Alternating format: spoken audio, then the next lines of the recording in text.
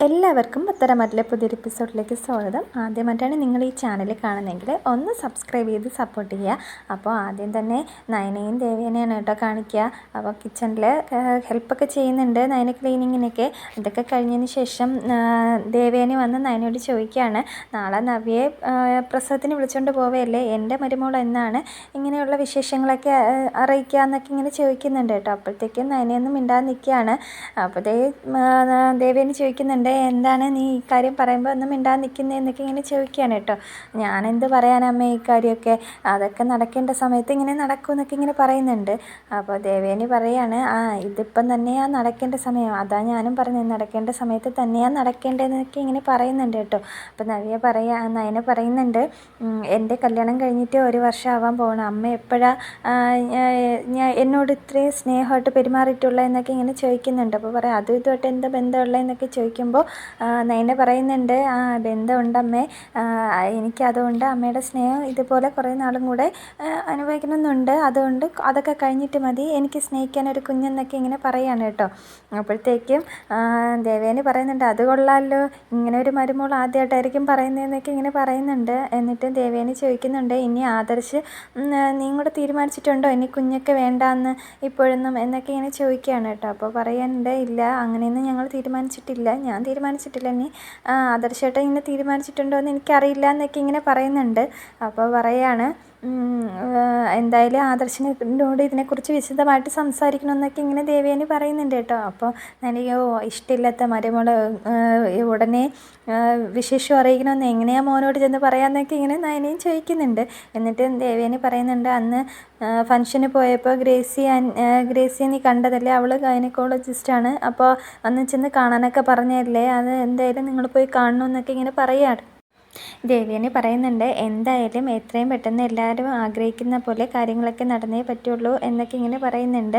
അതുകൊണ്ട് മോള് തന്നെ മുൻകൈ എടുത്ത് ഇതിനൊരു തീരുമാനം ഉണ്ടാക്കണമെന്നൊക്കെ ഇങ്ങനെ നയനയോട് പറയാണ് കേട്ടോ. അപ്പോൾ നയന പറയുന്നുണ്ട്, ശരി അമ്മയെന്നൊക്കെ പറഞ്ഞിട്ട് ചിരിച്ചുകൊണ്ടൊക്കെ നിൽക്കുന്നുണ്ട്, ഭയങ്കര ഹാപ്പിയാണ്. എന്നിട്ട് അതൊക്കെ കഴിഞ്ഞിട്ട് ഗുഡ് നൈറ്റൊക്കെ പറഞ്ഞിട്ട് നയന അങ്ങ് പോവേണ്ട കേട്ടോ ചെയ്യുക. അടുത്തായിട്ട് നയനയെ ആദർശിനെയാണ് കാണിക്കുക. അപ്പം നയന ആദർശിനോട് പറയുന്നുണ്ട്, അമ്മ പറയുന്നതിലും കാര്യമുണ്ട്, എത്രയും പെട്ടെന്ന് നമുക്കൊരു കുഞ്ഞ് വേണം എന്നൊക്കെ ഇങ്ങനെ പറയുന്നുണ്ട്. എന്നിട്ട് പറയുകയാണ്, മുത്തശ്ശനും മുത്തശ്ശിക്കും നമുക്ക് കൊടുക്കാൻ പറ്റുന്ന ഏറ്റവും വലിയ ഗിഫ്റ്റല്ലേ നമ്മുടെ ഒരു കുഞ്ഞെന്നൊക്കെ ഇങ്ങനെ പറയുന്നുണ്ട് കേട്ടോ. അപ്പോഴത്തേക്കും ആദർശ് പറയുന്നുണ്ട്, അത് മുത്തശ്ശൻ ഇപ്പോൾ അസുഖം വന്നതിന് ശേഷം അങ്ങനെയുള്ള ആഗ്രഹങ്ങളൊക്കെ കൂടുതലായിട്ടുണ്ട് എന്നിങ്ങനെ പറയുന്നുണ്ട്. എന്നിട്ട് പറയുകയാണ്, എന്തായാലും നമുക്കിടയിൽ ഒരു കുഞ്ഞ് ആവശ്യമാണ്, അപ്പോഴത്തേക്ക് അമ്മയുടെ മനസ്സൊക്കെ അങ്ങ് അലിഞ്ഞോളും. കാര്യം എത്ര വലിയ സ്ട്രിക്റ്റ് ആയിട്ടുള്ള അച്ഛനും അമ്മയാണെങ്കിലും അവർ മുട്ടുമടക്കുന്നത് കൊച്ചുമക്കളുടെ അടുത്താണെന്നൊക്കെ ഇങ്ങനെ പറയുകയാണ് കേട്ടോ.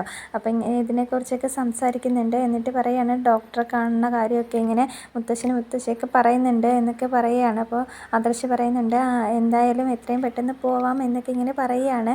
എന്നിട്ട് പറയുന്നുണ്ട്, നവ്യയ്ക്ക് ഇനിയിപ്പോൾ 2-3 മാസം കൂടെ കഴിയുമ്പോഴത്തേക്കും ഒരു കുഞ്ഞുണ്ടാവും, അപ്പോഴത്തേക്കും നിൻ്റെ ആഗ്രഹം കൂടത്തേ ഉള്ളൂ എന്നൊക്കെ ഇങ്ങനെ ആദർശ് പറയുന്നുണ്ട് കേട്ടോ. അങ്ങനെ അവർ എന്തായാലും ഉടനെ ഒരു കുഞ്ഞ് വേണമെന്നുള്ള തീരുമാനത്തിൽ നിൽക്കുകയാണ്. എന്നിട്ട് നയന പറയുന്നുണ്ട്, എന്തായാലും നമ്മൾ 1 വർഷത്തോളം ഒരു റൂമിൽ കഴിഞ്ഞിട്ട് കുറേ നാൾ നമ്മൾ രണ്ട് ഇതായിട്ടാണ് കഴിഞ്ഞത്, അതുപോലെ തന്നെ അതൊക്കെ തെറ്റായിപ്പോയി എന്നൊക്കെ ഇങ്ങനെ നയന പറയുന്നുണ്ട്. എന്നിട്ട് പറയുകയാണ്, അതൊന്നും എൻ്റെ കുറ്റം കൊണ്ടല്ല എന്നൊക്കെ ഇങ്ങനെ പറയുന്നുണ്ട് കേട്ടോ. അപ്പോഴത്തേക്കും ആദർശ് പറയുന്നുണ്ട്, എന്തായാലും നമുക്ക് ഡോക്ടറൊക്കെ പോയി കാണാം എന്നൊക്കെ ഇങ്ങനെ പറയുന്നുണ്ട്. എന്നിട്ട് നയന പറയുന്നുണ്ട്, നമുക്ക് എന്തായാലും മുത്തശ്ശനും മുത്തശ്ശിക്കും കൊടുക്കാൻ പറ്റുന്ന ഏറ്റവും വലിയ ഗിഫ്റ്റല്ലേ നമ്മുടെ ഒരു കുഞ്ഞ്, അവരൊക്കെ നമ്മുടെ കുഞ്ഞിനെ ആഗ്രഹിക്കുന്നുണ്ട് എന്നിങ്ങനെ പറയുന്നുണ്ട്. അപ്പോഴത്തേക്കും അവർ നല്ല സ്നേഹത്തിലിരിക്കുന്നുണ്ട് കേട്ടോ, ഈ കാര്യങ്ങളൊക്കെ പറയുകയാണ്. അടുത്തതായിട്ട് നവിയെ അബിയാണ് കാണിക്കുന്നത്. അപ്പോൾ ചടങ്ങിന് വേണ്ടിയിട്ട് 2 പേരും റെഡി ആയിക്കൊണ്ടിരിക്കുകയാണ്. ഈ സമയം അബിയുടെ ഫോണിലേക്ക് ഒരു കോള് വരുന്നുണ്ട്. പെട്ടെന്ന് അബി നോക്കുമ്പോൾ കാണുന്നത് അനഘയാണ് വിളിക്കുന്നത് കേട്ടോ. അപ്പോഴത്തേക്കും അബിയുടെ മുഖത്ത് ഒരു നല്ലൊരു പരിങ്ങലൊക്കെ ഉണ്ട്. അപ്പോഴത്തേക്കും ഈ സമയം നവി ചോദിക്കുന്നുണ്ട്, ആരാ വിളിക്കുന്നതെന്നൊക്കെ. അപ്പോൾ പറയാണ്, അത് നിനക്കറിയാന്നുള്ള ആരും അല്ല വിളിക്കുന്നതെന്നൊക്കെ ഇങ്ങനെ പറയുന്നുണ്ട്. അപ്പോൾ പറയാണ്, ഞാൻ പോയതിന് ശേഷം പോരായിരുന്നു, ഞാൻ പോകുന്നുമ്പേ നിനക്ക് ഇങ്ങനെയൊക്കെ വേണമെന്നൊക്കെ ഇങ്ങനെ ചോദിക്കുന്നുണ്ട് കേട്ടോ. അപ്പോൾ നീ വെറുതെ സംശയിക്കില്ലേ എന്നൊക്കെ ഇങ്ങനെ ഇങ്ങനെ പറയുന്നുണ്ട്, ഈ സംശയമാണ് നമ്മുടെ ജീവിതം കൂടെ നശിക്കുന്നതെന്നൊക്കെ ഇങ്ങനെ പറയുന്നുണ്ട് കേട്ടോ. അപ്പോൾ പറയണേ എൻ്റെ സംശയം എന്തായാലും ശരിയാണ്, അപ്പോൾ പിന്നെ ശരിയാവുമ്പോൾ എന്തായാലും ജീവിതം നശിക്കില്ലേ എന്നൊക്കെ ഇങ്ങനെ ചോദിക്കുന്നുണ്ട് കേട്ടോ. അപ്പോൾ പറയാണ് പിന്നെയും കോള് വരുന്നുണ്ട് കേട്ടോ. അപ്പോൾ ചോദിക്കുന്നുണ്ട്, ഇത് ആരാ വിളിക്കുന്നത്, ആരാന്ന് നിനക്ക് പറഞ്ഞാൽ എന്താ കുഴപ്പമെന്നൊക്കെ ചോദിക്കുന്നുണ്ട്. അപ്പോൾ പറയുന്നുണ്ട്, അതെൻ്റെ ഒരു ഫ്രണ്ടാണ് വിളിക്കുന്നതെന്നൊക്കെ പറയുന്നുണ്ട്. എന്നിട്ട് അബി ഇങ്ങനെ പുറത്തോട്ട് പോകുമ്പോൾ നോക്കുമ്പോൾ പറയുന്നുണ്ട്, എന്താ ഫ്രണ്ടിൻ്റെ അടുത്ത് ഇവിടെ നിന്ന് സംസാരിച്ചാൽ ശരിയാവില്ലേ എന്നൊക്കെ ചോദിക്കുകയാണ്. അപ്പോൾ പറയുന്നുണ്ട്, ഇവിടെ നിന്ന് സംസാരിച്ചാലും ശരിയാവും, പക്ഷേ ഇവിടെ റേഞ്ച് ഇല്ലാത്തതുകൊണ്ടാണ് ഞാൻ പുറത്തോട്ട് പോകണമെന്നൊക്കെ പറയുന്നുണ്ട്. അപ്പോൾ പറയുന്നുണ്ട്, നല്ലൊരു ദിവസമായിട്ട് നീ എൻ്റെ കൂടെ വഴക്കിന് വരല്ലേ നവ്യ എന്നൊക്കെ പറഞ്ഞിട്ട് അബി അങ്ങ് പുറത്തോട്ട് പോകുന്നുണ്ട് കേട്ടോ. പുറത്ത് വന്നതിന് ശേഷം അബി കോള് അറ്റൻഡ് ചെയ്യുന്നുണ്ട് കേട്ടോ. എന്നിട്ട് ചോദിക്കുന്നുണ്ട്, നീ എന്തിനാ ഇപ്പോൾ ഇങ്ങോട്ട് വിളിച്ചത് എന്നൊക്കെ ഇങ്ങനെ ചോദിക്കുകയാണ്. അപ്പോൾ പറയുന്നുണ്ട്, നിന്നെ കാണണമെന്ന് പറഞ്ഞിട്ട് നീ എന്താ മുഖം തരാൻ നടക്കുന്നത്, അതുകൊണ്ടാണ് ഞാൻ കോൾ ചെയ്തത് എന്നൊക്കെ ഇങ്ങനെ പറയുന്നുണ്ട്. എന്തായാലും എനിക്ക് ഇന്ന് തന്നെ നിന്നെ കണ്ടേ പറ്റുള്ളൂ എന്നൊക്കെ ഇങ്ങനെ അനഘ പറയുകയാണ്. അപ്പോൾ പറയുന്നുണ്ട്, ഇന്ന് എന്തായാലും എനിക്ക് കാണാൻ പറ്റത്തില്ല, കാര്യം വീട്ടിലൊരു ഫംഗ്ഷൻ നടക്കുകയാണെന്നൊക്കെ ഇങ്ങനെ പറയുമ്പോൾ അനഘ ചോദിക്കുന്നുണ്ട്, എന്താ നിൻ്റെ കല്യാണം വല്ലതും ആണോ എന്നൊക്കെ ഇങ്ങനെ ചോദിക്കുകയാണ്. അപ്പോൾ പറയുന്നുണ്ട്, നീ ആവശ്യമില്ലാത്ത കാര്യമൊന്നും സംസാരിക്കായിരിക്കും, നമുക്ക് എന്തായാലും കാണാമെന്നൊക്കെ ഞാൻ പറയുന്നുണ്ട്. അപ്പോൾ പറയാണ്, കാണാമെന്ന് പറഞ്ഞിട്ട് കാര്യമില്ല, എന്തായാലും എനിക്ക് ഇന്ന് തന്നെ നിന്നെ കാണണം, ഇല്ലെന്നുണ്ടെങ്കിൽ ഞാൻ അനന്തപുരിയിലോട്ട് അങ്ങോട്ട് വരും എന്നൊക്കെ ഇങ്ങനെ പറയണം കേട്ടോ. അപ്പോഴത്തേക്ക് അബി ടെൻഷനായിട്ട് പറയുന്നുണ്ട്, ഇങ്ങോട്ടൊന്നും നീ വരണ്ട, ഞാൻ എന്തായാലും നിന്നെ അങ്ങോട്ട് വന്ന് കണ്ടോളാം എന്നൊക്കെ ഇങ്ങനെ പറയുന്നുണ്ട്. അതിനുശേഷം എങ്ങനെ പോകും എന്നൊക്കെ പറഞ്ഞ് ഇങ്ങനെ ആലോചിച്ചുകൊണ്ട് നിൽക്കുന്നുണ്ട്. എന്നിട്ട് വരാമെന്നൊക്കെ പറഞ്ഞിട്ട് പറയാണ് കേട്ടോ. അപ്പം അനഘ പറയുന്നുണ്ട്, എന്തായാലും നീ ഇറങ്ങുന്ന സമയം എന്നെ കോൾ ചെയ്യുക, അപ്പോഴത്തേക്കും ഞാൻ എവിടെ വരണമെന്നൊക്കെ ഇങ്ങനെ പറയാമെന്ന് പറഞ്ഞിട്ട് കോള് കട്ട് ചെയ്യാണ് കേട്ടോ. അതിനുശേഷം ഇങ്ങനെ അബി ആലോചിച്ച് നിൽക്കുന്നുണ്ട്, ഈശ്വര എങ്ങനെ ഞാൻ ഇനി അവിടെ കാണാൻ പോകും, അതും ഇന്നത്തെ ദിവസം തന്നെ എന്നൊക്കെ ഇങ്ങനെ വിചാരിക്കുന്നുണ്ട്. അതിനുശേഷം അബി ഇങ്ങനെ റൂമിൽ വരുന്നുണ്ട് കേട്ടോ. അപ്പോഴത്തേക്കും നവ്യ ചോദിക്കുന്നുണ്ട്, സംസാരിക്കേണ്ടതൊക്കെ സംസാരിച്ച് കഴിഞ്ഞു എന്നൊക്കെ ഇങ്ങനെ ചോദിക്കുകയാണ്. അപ്പോഴത്തേക്കും അബി പറയുന്നുണ്ട്, അത് ഫ്രണ്ടാണ് വിളിച്ചത്, അതുപോലെ തന്നെ 7-ാം മാസം ഇവിടെ പാർട്ടി നടക്കുകയല്ലേ, അതുകൊണ്ട് അവന്മാർക്കൊക്കെ ഒരു പാർട്ടി കൊടുക്കുന്നെന്നാണ് പറയുന്നത്. പിന്നെ മുത്തശ്ശനും മുത്തശ്ശിയൊക്കെ ഉള്ളതുകൊണ്ട് ഇവിടെ മദ്യമൊന്നും പറ്റത്തില്ലല്ലോ എന്നൊക്കെ ഇങ്ങനെ പറയുകയാണ്. അപ്പോൾ പറയേണ്ട, അതുകൊണ്ട് നീ പുറത്ത് കൊണ്ടുപോയി അവർക്ക് പാർട്ടി ചെയ്യാമെന്നാണോ എന്ന് വിചാരിക്കുന്നതെന്നൊക്കെ ഇങ്ങനെ നവ്യ ഇങ്ങനെ ചോദിക്കുന്നുണ്ട് കേട്ടോ. നവ്യ പറയുന്നുണ്ട്, അത് ചിലപ്പോൾ വേണ്ടി വരും എന്നൊക്കെ ഇങ്ങനെ പറയുന്നുണ്ട് കേട്ടോ. അപ്പോഴത്തേക്ക് നവ്യ പറയുന്നത്, കുടിക്കാൻ കിട്ടുന്ന ഒരു ചാൻസും നീ പാഴാക്കി കളയില്ല എന്നൊക്കെ ഇങ്ങനെ പറയുകയാണ്. അതുപോലെ തന്നെ മുത്തശ്ശനും അമ്മാവന്മാരും ആദർശേട്ടനും അനിയൊക്കെ മദ്യത്തിൻ്റെ മണം പോലും അറിയാത്തവരെന്നൊക്കെ ഇങ്ങനെ നവ്യ പറയുന്നുണ്ട്. അപ്പോൾ പറയുകയാണ്, ആര് പറഞ്ഞു അവരൊന്നും കഴിക്കില്ലെന്ന്, അവരൊക്കെ കഴിക്കാറുണ്ട് ഫംഗ്ഷൻ നടക്കുമ്പോഴെന്നൊക്കെ ഇങ്ങനെ പറയുന്നുണ്ട്. അപ്പോൾ നവ്യ പറയണം, എന്തായാലും ആദർശേട്ടൻ കഴിക്കില്ല, അതെനിക്ക് ഉറപ്പാണെന്നൊക്കെ ഇങ്ങനെ നവ്യ പറയുകയാണ് കേട്ടോ. ചിലപ്പോൾ അവർ വലിയ ഫംഗ്ഷനൊക്കെ ആകുമ്പോൾ ഒരു കമ്പനി കൊടുക്കുമായിരിക്കും, അതിനൊന്നും ഞാൻ തെറ്റ് പറയുന്നില്ല എന്നൊക്കെ ഇങ്ങനെ നവ്യ പറയുന്നുണ്ട്. അതുപോലെയല്ല നീ മുഴുക്കുടിയനാന്നൊക്കെ ഇങ്ങനെ അവിയോട് പറയുകയാണ് കേട്ടോ. അപ്പോഴത്തേക്ക് അബി പറയുന്നുണ്ട്, ഇപ്പോൾ ഈ ഇടയ്ക്കെങ്ങാനും ഞാൻ കുടിച്ചുകൊണ്ട് വരുന്നത് നീ കണ്ടിട്ടുണ്ടോ എന്നൊക്കെ ഇങ്ങനെ ചോദിക്കുകയാണ്. അപ്പോൾ പറയുന്നുണ്ട്, നീ 2 ദിവസം മുമ്പ് കുടിച്ച് ലെക്ക് കെട്ടല്ലേ ഇവിടെ വന്നതെന്നൊക്കെ ഇങ്ങനെ പറയുകയാണ്. മദ്യത്തിൻ്റെ മണം ഇല്ലാത്തതാണെങ്കിലും എനിക്കറിയാം, നീ കുടിച്ചിട്ടുള്ള കാര്യങ്ങളൊക്കെ എനിക്കറിയാം എന്നൊക്കെ ഇങ്ങനെ പറയുകയാണ് കേട്ടോ. അപ്പോൾ അബി പറയുന്നുണ്ട്, ഇതിനൊക്കെ ഞാൻ എന്ത് പറയാനെന്നൊക്കെ ഇങ്ങനെ പറയുകയാണ് കേട്ടോ. അപ്പോഴത്തേക്കും നവ്യ, നീ ഒന്നും പറയണ്ട, മുത്തശ്ശനെയൊക്കെ ആദ്യം എല്ലാവർക്കും പേടിയുണ്ടായിരുന്നു, നീ മദ്യം കഴിച്ചു കഴിഞ്ഞാൽ നീ ഇപ്പം മുത്തശ്ശനൊക്കെ ഉറങ്ങിയതിന് ശേഷമാണ് വരുന്നതെന്നൊക്കെ ഇങ്ങനെ പറയുന്നുണ്ട്. എന്നിട്ട് പറയുകയാണ് മുത്തശ്ശനെ, അപ്പോൾ അബി പറയുന്നുണ്ട്, മുത്തശ്ശനെ എനിക്കിപ്പോഴും പേടിയാണെന്നൊക്കെ ഇങ്ങനെ പറയുന്നുണ്ട്. അപ്പോൾ നവ്യ പറയാണ്, നീ ഒഴിച്ച് ബാക്കി എല്ലാവർക്കും മുത്തച്ഛനെ പേടിയുണ്ട്, അവരെ റെസ്പെക്റ്റ് ചെയ്യുന്നുണ്ട്, നിൻ്റെ തല മാത്രം തിരിഞ്ഞു പോയെന്നൊക്കെ ഇങ്ങനെ പറയുകയാണ്. അപ്പോൾ അബി പറയുന്നുണ്ട്, നല്ലൊരു ദിവസമായിട്ട് ഇനിയിപ്പോൾ വഴക്കൊന്നും വേണ്ട എന്നൊക്കെ ഇങ്ങനെ അബി പറയുകയാണ്.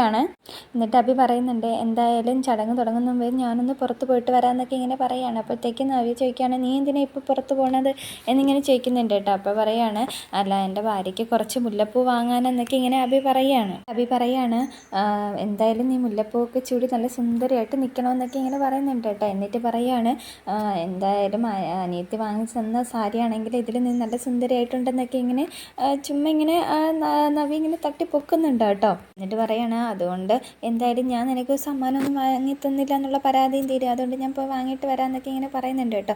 അപ്പം നവ്യ പറയണം, അതിന് വേണ്ടിയിട്ടാണോ നീ ഇത് വാങ്ങിക്കാൻ പോകുന്നതെന്നൊക്കെ ഇങ്ങനെ ചോദിക്കുന്നുണ്ട്. എന്നിട്ട് പറയുന്നുണ്ട്, എന്തായാലും കുടുംബക്ഷേത്രത്തിൽ കയറി ഒന്ന് പ്രാർത്ഥിക്കണം, നിനക്ക് സുഖപ്രസവം ആവാൻ വേണ്ടിയിട്ടെന്നൊക്കെ ഇങ്ങനെ പറയുന്നുണ്ട്. അപ്പോൾ പറയാണ്, എന്തായാലും നീ അങ്ങനെ പ്രാർത്ഥിക്കില്ല, പ്രസവത്തോടെ അമ്മയും കുഞ്ഞും മരിക്കുകയാണെങ്കിൽ നീ പ്രാർത്ഥിക്കുള്ളൂ എന്നൊക്കെ ഇങ്ങനെ പറയുമ്പോൾ അബി ഇങ്ങനെ മനസ്സിൽ ചിന്തിക്കുന്നുണ്ട്, എന്ത് കറക്റ്റായിട്ടാണ് അവൾ കാര്യങ്ങളൊക്കെ പറയുന്നതെന്നൊക്കെ ഇങ്ങനെ പറഞ്ഞിട്ട് പറയുകയാണ്, നീ ഇങ്ങനെ ആവശ്യമില്ലാതൊക്കെ ചിന്തിച്ച് വെച്ചിരിക്കുന്നതാണ് പ്രശ്നം, നിന്നെ ഒരിക്കലും തിരുത്താനൊന്നും പറ്റില്ല എന്നൊക്കെ ഇങ്ങനെ അബി പറയുകയാണ് കേട്ടോ. എന്നിട്ട് പറയുന്നുണ്ട്, നിനക്ക് എന്നെക്കുറിച്ച് തെറ്റായ ധാരണകൾ മാത്രമേ ഉള്ളൂ, അതുകൊണ്ട് നമ്മുടെ ജീവിതം ഇങ്ങനെ പോകത്തുള്ളൂ, അതെടുത്ത് മാറ്റാതെ നല്ല രീതിയിൽ നമ്മുടെ ജീവിതം പോകത്തില്ല എന്നൊക്കെ ഇങ്ങനെ പറയുന്നുണ്ട് കേട്ടോ. അപ്പോഴത്തേക്കും നവ്യ പറയാണ്, എന്നിട്ട് നവ്യ പറയുന്നുണ്ട്, എന്തായാലും ഞാൻ എൻ്റെ വീട്ടിൽ പോയിട്ട് നോക്കട്ടെ, നീ എത്ര പ്രാവശ്യം എന്നെ കാണാൻ വരുമെന്നും വിളിക്കാൻ വരുമെന്നൊക്കെ ഇങ്ങനെ നോക്കട്ടെ എന്നൊക്കെ, വിളിക്കുമെന്നൊക്കെ നോക്കട്ടെ എന്നൊക്കെ ഇങ്ങനെ പറയുന്നുണ്ട്. അപ്പോൾ അഭി പറയാണ്, അത് നോക്കിയൊന്നും വേണ്ട, എനിക്ക് തോന്നുമ്പോഴത്തേക്കും വരും എന്നൊക്കെ ഇങ്ങനെ പറയുന്നുണ്ട്. അപ്പോൾ പറയാം, അങ്ങനെ നീ എന്തായാലും വരാനൊന്നും പോകുന്നില്ല, ഞാൻ 5-6 മാസം അവിടെ നിൽക്കുന്നെങ്കിൽ നീ ഏറ്റവും കൂടുതൽ 1-2 തവണ പോലും വരാനൊന്നും അത്രയൊക്കെ വരുള്ളൂ എന്നൊക്കെ ഇങ്ങനെ നവ്യ പറയാണ് കേട്ടോ. എന്നിട്ട് പറയുന്നുണ്ട്, എന്തായാലും ഞാൻ പോയി നിനക്ക് 4-5 മുഴം മുല്ലപ്പൂവൊക്കെ വാങ്ങിയിട്ട് വരാമെന്ന് പറയുന്നുണ്ട്. അപ്പോൾ പറയാണ്, നീ 4-5 മുഴം വാങ്ങിച്ചില്ലെങ്കിൽ 1 മുഴമെങ്കിലും വാങ്ങിച്ചുകൊണ്ട് വന്നാൽ മതി, നിനക്ക് അങ്ങനെയെങ്കിലും തോന്നിയല്ലോ ഇന്നത്തെ ദിവസം ആൾക്കാരെ ബോധിപ്പിക്കാനെങ്കിലും എന്നൊക്കെ ഇങ്ങനെ നവ്യ പറയുന്നുണ്ട് കേട്ടോ.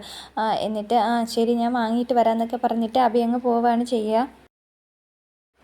അടുത്തായിട്ട് ചിരച്ചയും ദേവയാനിയെയും നയനയെയും അതുപോലെ തന്നെ ജാനകിയൊക്കെയാണ് കാണിക്കുന്നത്. അപ്പോൾ ഡൈനിങ് ടേബിളിൽ അവിടെ ഒരു ചുറ്റും ഇരിക്കുകയാണ് കേട്ടോ. അതിനുശേഷം ദേവയാനി ഇങ്ങനെ പലഹാരങ്ങളൊക്കെ ഇങ്ങനെ അടുക്കി വെക്കുന്നുണ്ട്.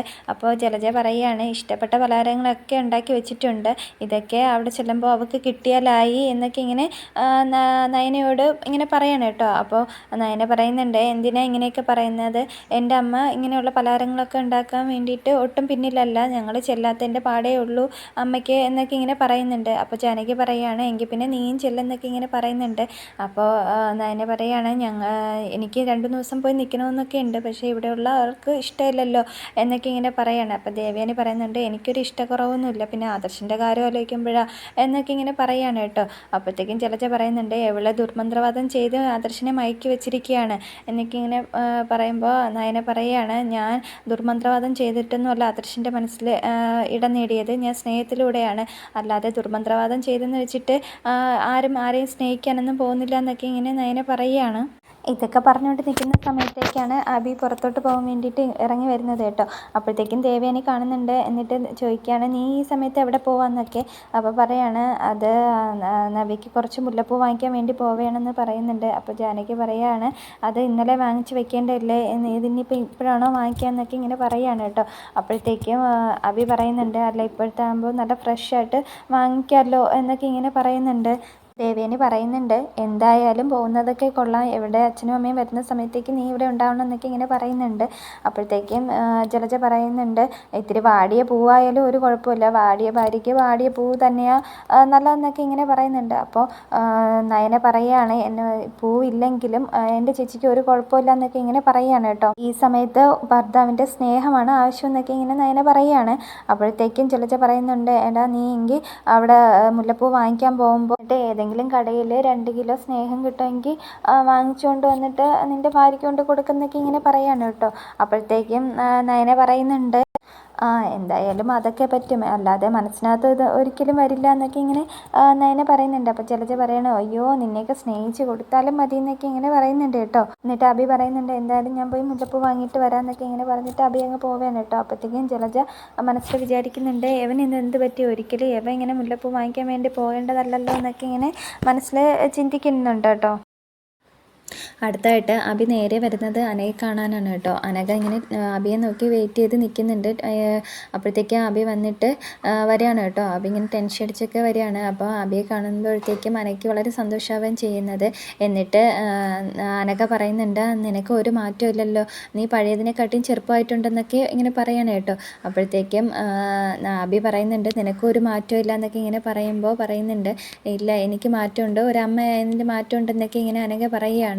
എന്നിട്ട് ചോദിക്കുന്നുണ്ട്, അഭി നിനക്ക് അവിടെ ജോലിയൊന്നും ആയില്ലേ എന്നൊക്കെ ചോദിക്കുകയാണ്. അപ്പോൾ പറയുന്നുണ്ട്, എനിക്കവിടെ ജോലിയൊക്കെ ആയതാണ്, പക്ഷേ ജോലി ചെയ്യാൻ പറ്റാത്തൊരവസ്ഥ, അതുകൊണ്ടാണ് ഞാൻ നാട്ടിലേക്ക് മടങ്ങിയെന്നൊക്കെ ഇങ്ങനെ പറയുന്നുണ്ട് കേട്ടോ. അനഘ പറയുന്നുണ്ട്, ഞാൻ പോയതൊക്കെ നിനക്കൊരു ആശ്വാസമായിരുന്നെന്ന് എനിക്കറിയാം, പക്ഷേ ഞാൻ അന്ന് പോയപ്പോൾ നിന്നോടൊരു കാര്യം പറഞ്ഞിരുന്നു എന്നൊക്കെ ഇങ്ങനെ പറയാം. എനിക്ക് അവിടെ ജീവിക്കാൻ പറ്റാത്തൊരു സിറ്റുവേഷൻ ഉണ്ടായാൽ ഞാൻ തിരിച്ചു വരുമെന്നും എൻ്റെ കുഞ്ഞിനെ നീ ഏറ്റെടുക്കണമെന്നും ഞാൻ പറഞ്ഞിട്ടുണ്ടായിരുന്നു എന്നൊക്കെ ഇങ്ങനെ അനഘ പറയുകയാണ് കേട്ടോ. എന്നിട്ട് ചോദിക്കുന്നുണ്ട് നിനക്ക് ഇതൊക്കെ ഓർമ്മയുണ്ടെന്നൊക്കെ ഇങ്ങനെ അനഘ ചോദിക്കുകയാണ്. അപ്പോഴത്തേക്ക് അഭി പറയുന്നുണ്ട് നിനക്ക് ഞാനൊരു ജോലി ശരിയാക്കി തരാം, അതല്ലെന്നുണ്ടെങ്കിൽ നിനക്ക് മാസം ചിലവിന് തരാം, അല്ലാതെ കുഞ്ഞിനെ ഇന്ന് ഏറ്റെടുക്കാൻ പറ്റില്ല എന്ന് അഭി ഇങ്ങനെ പറയുകയാണ്.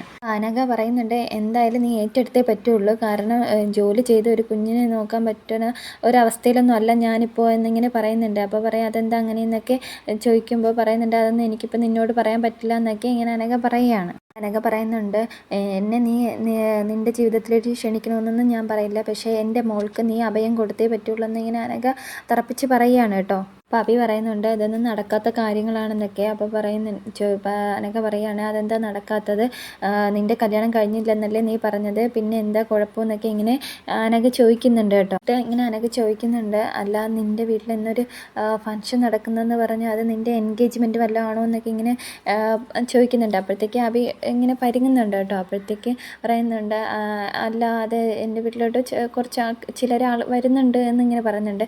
അപ്പോൾ ചിലരെന്ന് പറയുന്നത് ഇങ്ങനെ പെണ്ണിൻ്റെ വീട്ടിൽ നീ കണ്ട പെണ്ണിൻ്റെ വീട്ടിൽ നിന്നാണോ എന്നൊക്കെ ഇങ്ങനെ ചോദിക്കുമ്പോൾ അഭി പറയുന്നുണ്ട് അതേന്ന് ഇങ്ങനെ പറയുന്നുണ്ട് കേട്ടോ. അപ്പോഴത്തേക്കും പറയുന്നുണ്ട് അതാണ് നിനക്കൊരു പരിങ്ങലെന്നൊക്കെ ഇങ്ങനെ അനഘ പറയുകയാണ്. അനഘ പറയുന്നുണ്ട് എത്ര പെൺകുട്ടികളുടെ ജീവിതം തകർത്തിട്ടാടാ നീ ഒരു ജീവിതം ഉണ്ടാക്കാൻ പോകുന്നതെന്നൊക്കെ ഇങ്ങനെ ചോദിക്കുന്നുണ്ട് കേട്ടോ. അപ്പോഴത്തേക്കും പറയുന്നുണ്ട് നീയുമായിട്ടുള്ള ബന്ധത്തിന് ശേഷം വേറൊരു പെൺകുട്ടിയുടെ പിറകെ ഞാൻ പോയിട്ടില്ല, ഞാൻ ആരെയും ജീവിതം നശിപ്പിച്ചിട്ടില്ല എന്നൊക്കെ ഇങ്ങനെ പറയുന്നുണ്ട് അഭി. എന്നിട്ട് അനഘ പറയുന്നുണ്ട് നീയാണോ മൂർത്തീസ് മുത്തശ്ശൻ്റെ മക്കളിൽ നീ മാത്രം വഴിതെറ്റിപ്പോയി എന്നൊക്കെ ഇങ്ങനെ അനഘ പറയുകയാണ്. എന്നിട്ട് അനഘ ചോദിക്കുന്നുണ്ട് എന്തായാലും നിൻ്റെ മാരേജ് ഉറപ്പിക്കുമോ എന്നൊക്കെ ഇങ്ങനെ ചോദിക്കുന്നുണ്ട്. അപ്പോൾ അഭി ഇങ്ങനെ ഒന്നും മിണ്ടുന്നില്ല കേട്ടോ. അപ്പോൾ പറയുന്നുണ്ട് നിനക്ക് പറയാൻ ബുദ്ധിമുട്ടാണെങ്കിൽ നീ പറയണ്ട, അതൊന്നും എനിക്ക് വിഷയമല്ല, പക്ഷേ എന്തായാലും എൻ്റെ മകളെ നീ സ്വീകരിച്ചേ പറ്റുള്ളൂ എന്നൊക്കെ ഇങ്ങനെ പറയുകയാണ്. അപ്പോൾ ചോദിക്കുന്നുണ്ട് നിനക്കെന്താ നിൻ്റെ മോളെ നോക്കാൻ പറ്റാത്തതെന്നൊക്കെ ഇങ്ങനെ ചോദിക്കുകയാണ്. അപ്പോൾ അനഘ പറയുന്നുണ്ട് നിൻ്റെ മോളെന്ന് പറയണ്ട നമ്മളെ മോളെന്ന് പറഞ്ഞാൽ മതി എന്നൊക്കെ ഇങ്ങനെ പറയുകയാണ്.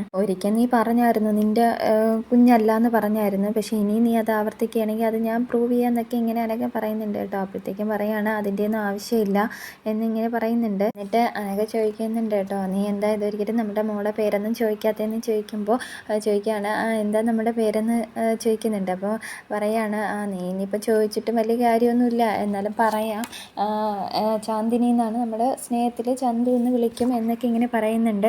അപ്പോൾ അഭി പറയുകയാണ് അത് കൊള്ളാം എന്നിങ്ങനെ പറയുന്നുണ്ട് കേട്ടോ. അപ്പോഴത്തേക്ക് പറയണം കൊള്ളാം എന്നുള്ള മോളുടെ പേരുമായിട്ട് ഞങ്ങൾ നിൻ്റെ കുടുംബത്തോട്ട് വരാൻ പോവുകയാണെന്നൊക്കെ ഇങ്ങനെ പറയുകയാണ്.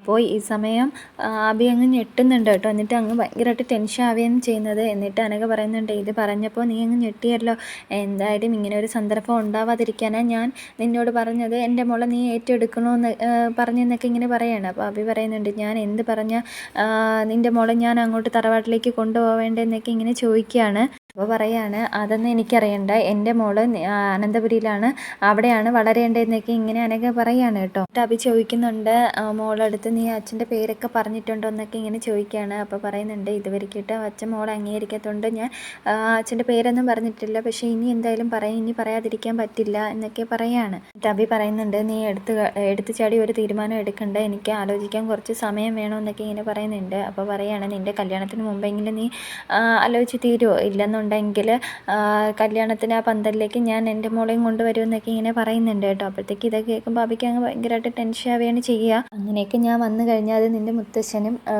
പിന്നെ എല്ലാവർക്കും അതൊരു നാണക്കേടാവും, പിന്നെ സോഷ്യൽ മീഡിയയിൽ 2 ദിവസം ഇതായിരിക്കും ചർച്ചാ വിഷയം, അതൊക്കെ ഒഴിവാക്കാൻ വേണ്ടിയിട്ടാണ് ഞാൻ നിന്നോട് പറയുന്നതെന്നൊക്കെ ഇങ്ങനെ പറയുകയാണ് കേട്ടോ.